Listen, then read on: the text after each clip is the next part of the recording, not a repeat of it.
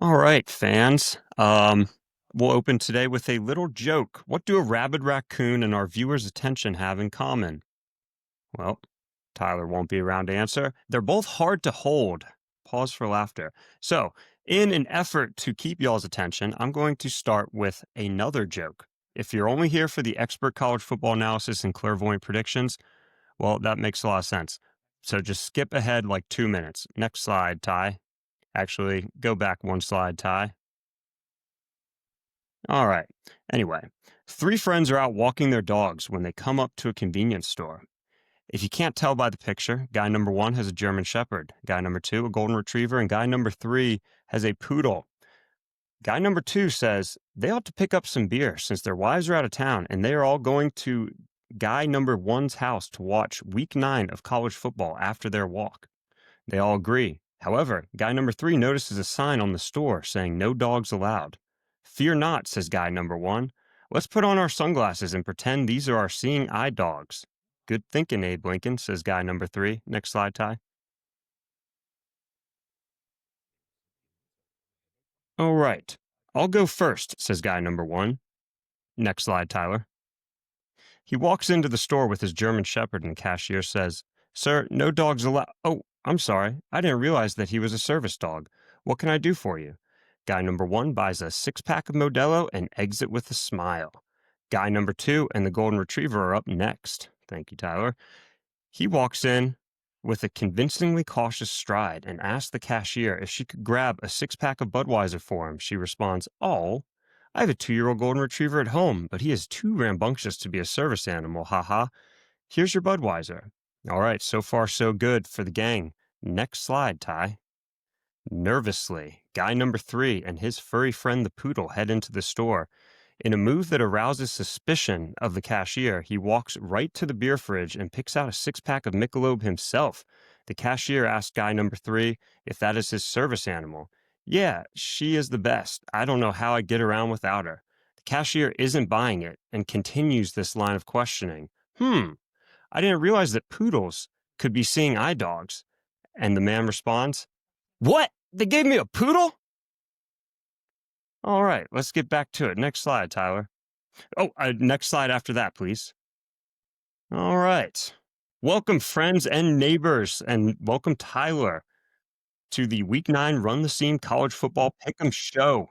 Due to the 510 overwhelming and 6. success of Week 7 video and picks, we are bringing back the short form and the long form version of the video, but we are doing it all in one take with some selective editing. So if you're I watching went the 0 and shorter 6 version, last weekend. I went 0 and 6. I went 1-5, baby. So if you're watching the shorter version, consider it the fast pass to this week's biggest matchup. Something you can get away with watching at work or a cheat sheet you can listen to on your way to a watch party. If you're watching the longer version, then strap in for bonus segments and in-depth analysis. As always, throw your favorite college football team in the comments and we will cover their game in next week's video. All right, Tyler. That was a whole So page of strap writing. on intentional. Yes. No. Okay. Yes. No? Okay. Yeah, sure. Whatever. Kev, I'm a broken man. 0 and 6 is bad. And Do we remember think we can that turn it around? I think we can. And that last pick, you would have been 1-5 with me, but you switched it just so there was some parity. And Yeah, just so there was parity. but let's be So honest. many Two of our backdoor picks, covers. I believe we picked Ole Miss to cover 7.5. They lost by 8. Believe we Yeah. picked USC to cover 9.5. They lost by 10. Even that Tennessee Bama game would have been a lot closer if Tennessee didn't throw that like 99-yard pick six. So it's tough. That's why You know what? you're not advised to gamble on sports, and No. I would thoroughly back your decision if you, Tyler, were to choose that.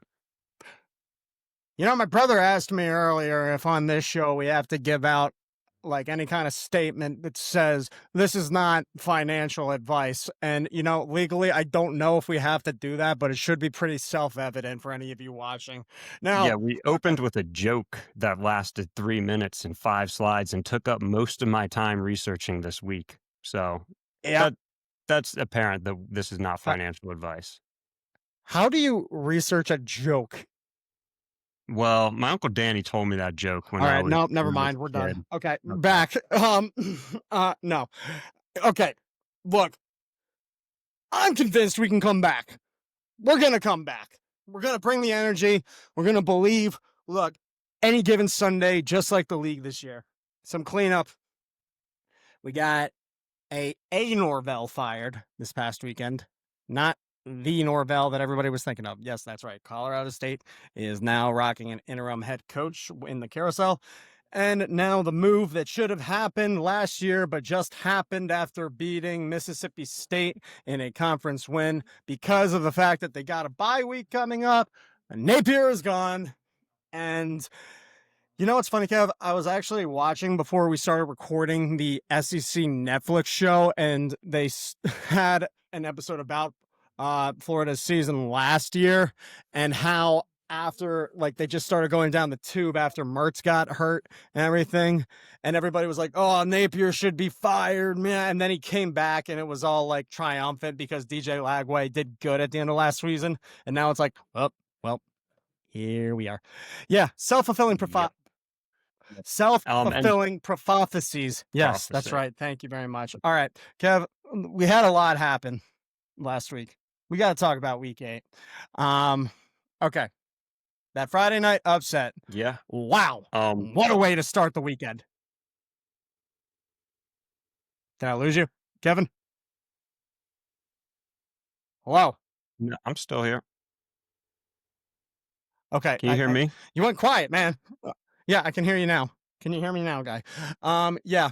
All right. Yeah. Obviously, the Minnesota upset over Nebraska was not as intense of a upset as Louisville beating Miami. But hey, look, Louisville under Jeff Brom has just consistently been one of those teams that shows up against these big top 5 ranked opponents. And I loved every second of the game.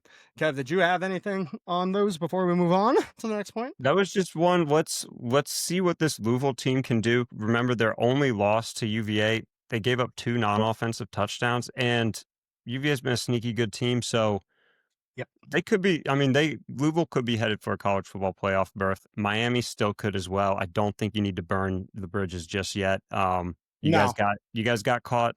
I don't know, getting too comfortable. So a loss like this can be helpful. See Ohio State last year against Oregon in the regular See season. how your grit is. Yeah, you got to have a little bit under your. How do you deal with adversity is a good point here. Now, you did bring up how they're in the contention. I got a bone to pick with how the AP polls are treating Big 12 and ACC after we saw what happened. That drop for Texas Tech and the drops for Miami in terms of the rankings are BS. Like, come on. I mean, if it was Georgia or like Indiana or Ohio State, they would probably still be ranked in the top 10, even though having one loss. So I don't know. Maybe that's me noticing that it's just starting to become a Big 10 and SEC world that everybody else is just living in. Yeah, I don't know. Maybe that's just me griping over what nobody else is griping about, but that's how it is. Yeah, Ohio State versus Wisconsin. I was worried that somebody from Wisconsin was actually going to die in that game. That was bad. That was a tough one. Yeah. Yeah, I mean, at no point did Wisconsin show like any fire or like effort. It was like you could see like even the simple plays like where they should have proper coverage, but then who was it? Julian Sayin will find Jeremiah Smith and the coverage just like gives up halfway through the run. So I Luke Fickell needs to be fired yesterday. I think Wisconsin's going to be another spot on the carousel not too long a time period. Kirby Smart, always going to find a way. He's got that dog. That's it.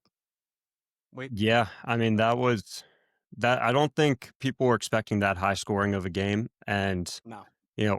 props to Ole Miss, their first road test of the season. They came out, and we'll talk more about this later, but they really dropped the ball in the fourth quarter. So that's Yeah, all I got dude. to say about that. Oof. I will say I've been high on Texas Tech all year. I like them. As Tyler's aware, I was taking a flight out to Arizona for a wedding this weekend. I had a layover in Dallas. My plane from Dallas to Phoenix was probably half Texas Tech fans, and they can be a little annoying on a plane. I know they were getting excited. They were saying like Red Raider. Wee." They Is were that their getting thing? on my nerves. I had a sinus infection. My head hurt. And so it was interesting to see from the fan base, it does sound like their coaching is kind of to blame for that, just poor play calling. But Texas Tech, yet another team that's going to have to dig deep and figure out if they're really about this, especially being like Miami from a non-SEC Big Ten Yep. conference. They you know, a two-loss team from ACC or Big 12 is going to be up Poops Creek, trying to Yeah, they're trying to going make their way nowhere into the at that playoff. point. So, Yeah. Kev, do you know what Texas Tech's schedule is like for the rest of the year? Well, the one game I'm really Is it looking forward to, they travel to BYU, and I think that's going to be a title eliminator in terms of, absolutely? um, yeah. Well, I guess honestly, if BYU stays undefeated, they could probably afford to drop one. But Texas Yeah, Tech is in a position where I think they have to win out. I agree with that. I agree with that. I agree with that a lot. Talking about Vandy and LSU. Man, I cannot get enough of this Vandy team, man. It is just so much fun watching them. Yeah. And anytime I get an opportunity to see Brian Kelly's just red face on that sidelines looking like an old time 1950s cartoon character as the smoke's coming out of his freaking ears, I just think to myself, oh, that's beautiful. Oh, that is so beautiful. Uh, no, I got other takes on Brian Kelly, but we're talking about them this week again, so I don't need to. And we're actually talking about Vandy again too, so fantastic. What'd you think about that Notre Dame USC game? That was honestly a game I did not watch, but Ah, was so I'll just pass it to you, honestly. Like, what's your read on it? no, my read is I still think Jaden Mayava is one of the better quarterbacks in the league, and the numbers speak for that.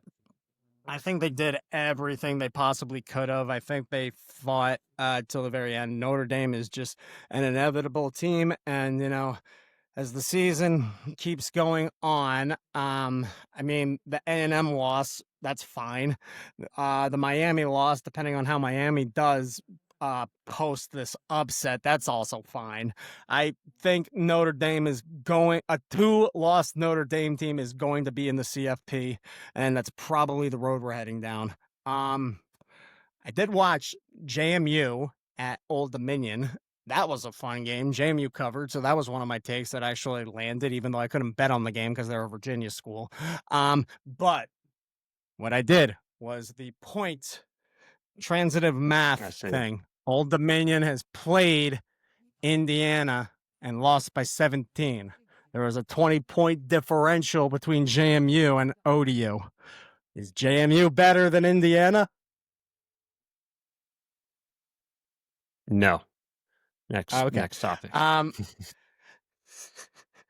Another thing I But noticed that we got to to talk about. actually touch on one thing, Notre Dame has God. a bit of a cakewalk for the rest of the year. Boston College, Navy, Pitt, Syracuse, Stanford. So you're right. Inevitable Ah, is probably the right term. yeah, it's like that. Anyhow. It's going to be back to what we talked about a couple weeks ago. The most prudent move is to give Notre Dame the 1 seed. It's going to be true. Um, SEC dominance is back, man. 10 of them are ranked in the top 25. And there's no argument against it. I know there's always going to be the stupid Big Ten versus SEC argument, which maybe it's the ACC in me, but I've never really understood having diehard fandom for your conference. It seems weird to me to be defending all the rivals of your school. I don't know. That's just me, but I guess I do get it to some. No, I don't, but whatever. I just wanted to talk about that because there have been a lot of SEC people literally just talking in a echo chamber in the Twitter sphere. So, or X sphere, whatever we're calling it nowadays. Okay. I don't want to get into those last two takes because they kind of step on the toes of what we're going to be talking about with these games. But Georgia Tech resume, it's not impressive looking at the games, and it's not going to be impressive until Georgia. But I still think we should talk about it. The reason being, I think that right now Georgia Tech's ceiling is winning the ACC championship. If You don't they think they keep it could win one what's that? playoff game? You think they could win the ACC and win a Here's playoff my game? caveat. Right now, no. If they play Georgia, because they do have the Georgia Tech Georgia Thanksgiving game, if they can either beat Georgia or keep it to within a 7-point game, I will start changing my tune. I will say that. But right now, Okay, as and I mean, I'm they usually play Georgia pretty well. yeah, exactly. And if there's ever going to be a year where the upset might potentially happen, if I was going to who make the spread for this right now, I'm saying it's Georgia Tech plus 4.5.